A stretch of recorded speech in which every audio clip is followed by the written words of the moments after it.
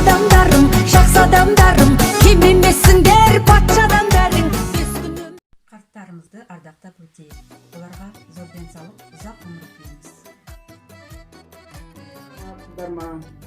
Ата құрметті ардагер апа ағаларымыз, қариялар, сіздерді халықаралық қарттар күнінен шын жүректен құттықтауға рұқсат етіңіздер.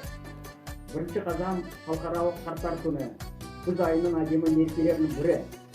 Сіздер әрқашанда құрметке лайық жансыздар. Сіздерге баянды бақыт, мәнді өмір, зор денсаулық пен амандық тілеймін. Мерекелеріңіз құтты болсын. Қарты бар елдің қазынасы бар дегендей, жас ұрпақтың асыл қазынасы болып жүре беріңіздер.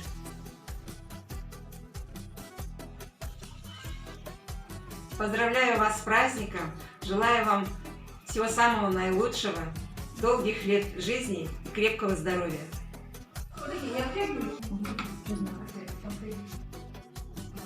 Сіздерге зор денсаулық, қажымас қайрат, біздерге ақылшы, тілекші болып жүре беріңіздер. 1 октября в нашей стране, как и во всем Казахстане, отмечается Международный день пожилых людей. В этот день мы выражаем особую признательность людям старшего поколения, нашим главным учителям и наставникам.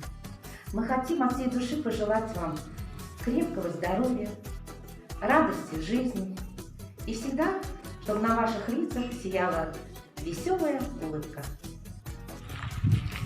Уважаемые пенсионеры, поздравляем вас с праздником. Желаем вам счастья, здоровья, благополучия семейного, чтобы внуки росли на радость вам. И всех благ вам. Поздравляем!